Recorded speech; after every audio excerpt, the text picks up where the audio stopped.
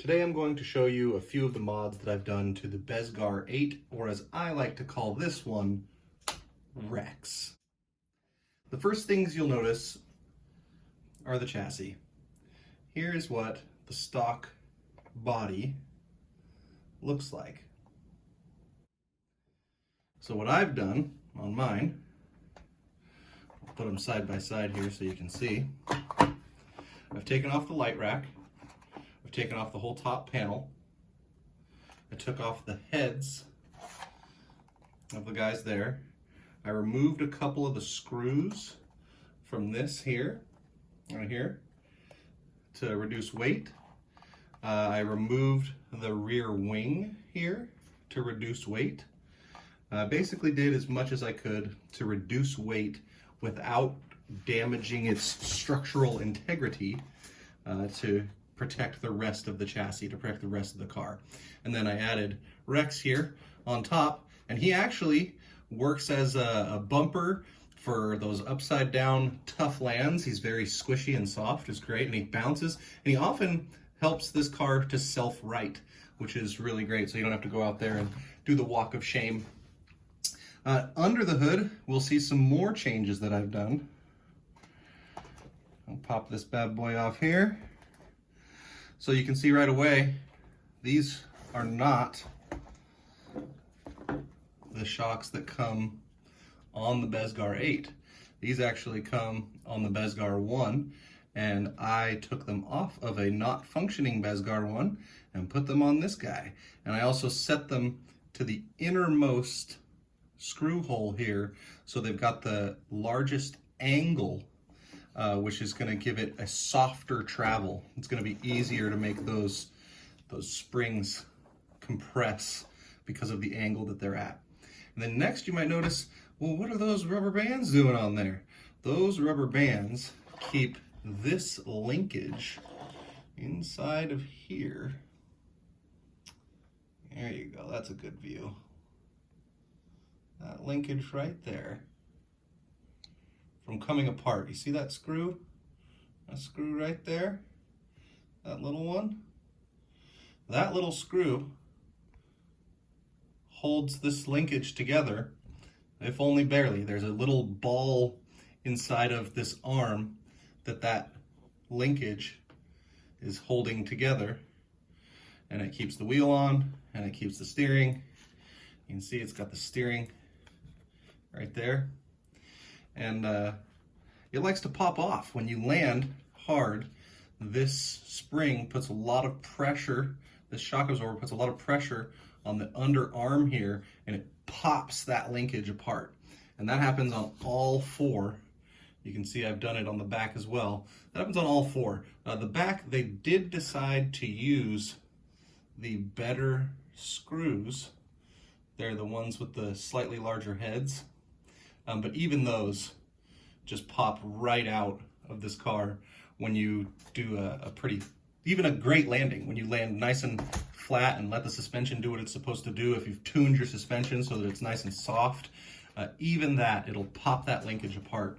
So I put those rubber bands on, and it seems to be working really well, because what I tried before was putting some washers on those screws, these screws right here, on the underside, on the front and back, but that makes it so that the screw doesn't go in far enough into that C-link, that cup that holds the whole wheel on to these arms. The screw doesn't go in far enough, and then the screw breaks, or the plastic breaks, because the screw's not there to reinforce it. So you really want to have those screws tightened all the way.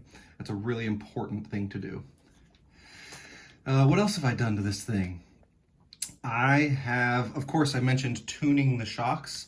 I liked to completely disassemble the shock, take out the oil, put in I used cooking oil, the thickest cooking oil I had available, and then you set these pistons all the way in when you seal them up. You want those all the way sucked up so that you'll get the softest suspension possible, at least on the front.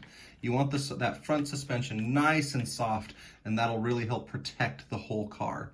I did the same thing for the back, where I reset them, and these are more firm of a shock and spring than the front anyways, so I just left the stock on here because I want a more stiff rear end to get that good traction.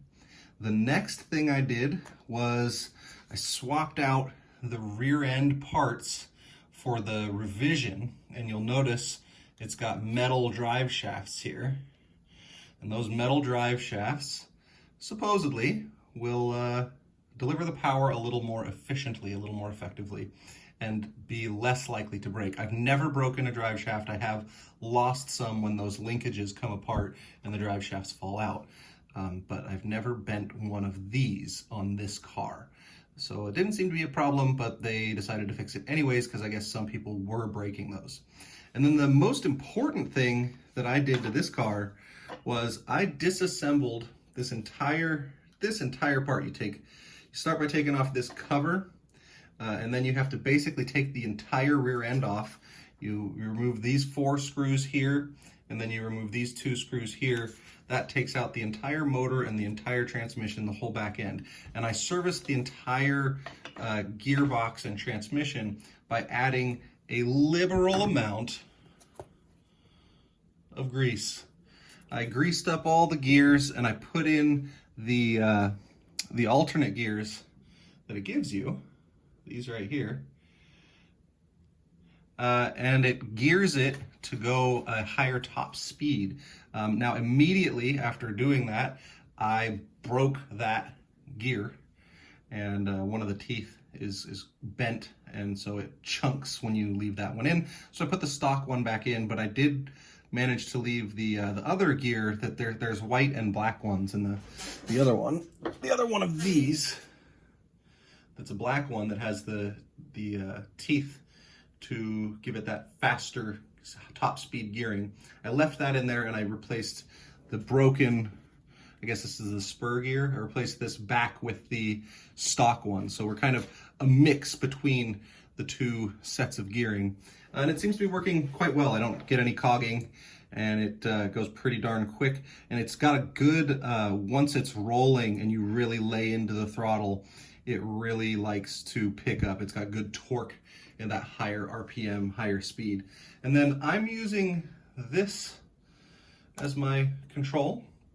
This comes with the Bezgar 9, and it's just a lot better control than the stock one, and it pairs automatically just like the stock controller does. You just turn it on with the power button here, and then turn on your car, and it pairs just like normal. It's got the nice soft foam wheel. It's got a little bit more options here. You can go to low speed, you can reverse your steering. It's got a steering throw, which is really nice. You can narrow down the steering angle, the potential steering angle, and really get good control at higher speeds. Not that this car really needs it, it doesn't go that fast. And then of course you've got your steering trim right there, and it's got a nice throttle forward and back. And it's just a bit more robust, and it's got better range. It uses a 3rd battery instead of just the 2 that the other uses, which gives it a little bit more power and a little bit more life on those batteries to send a better signal. And I think that pretty much does it for the upgrades that I've done to this car. Let's see, we covered oh, it is not. It's not. So of course I did more weight reduction, right, by taking all the parts off of here, but then I added some weight. I noticed it was a little bit front end heavy, and it also had a really weak rear bumper. So I took another of the front bumper, right, this is the front bumper. I took another of the front bumper that has this sort of brush basher, this sort of undercarriage protection right here that connects. The normal back just is this straight kind of flat bumper right here, whereas this one's got the nice tapered up, connects to the bottom here inside, and really strengthened up the rear end. It connects the same way right here, and it handles collisions a whole lot better, and it really protects this whole drivetrain a lot more, and the shock absorbers and even the wheels, because this juts out, right? As you can see that, it juts out. So it protects all that linkage and stuff that I was mentioning breaks so frequently. When I did this exchange of part, it really helped that from happening anymore. And the rubber bands, really, the rubber bands and the new bumper really help with the durability of this vehicle. And then, I mentioned I put a bunch of grease in the gears. I also took apart the entire differential. You can see this thing's got open diffs, right? And you hear how quiet that is? That is because I opened up those differentials and I packed them full of that lithium grease, and that's really going to improve the lifespan of the differentials, because that was the first thing that I broke on my first version of this car. Was I stripped out those differentials really quickly, just because they were plastic in the first revision. The new ones do have metal gearing inside of there. Here, I'll show you a diff here. So this is one of the diffs that came with plastic gears. And as you can see, these diffs do not spin at all. And that is because I repaired them with super glue. So this is my locking diff replacement.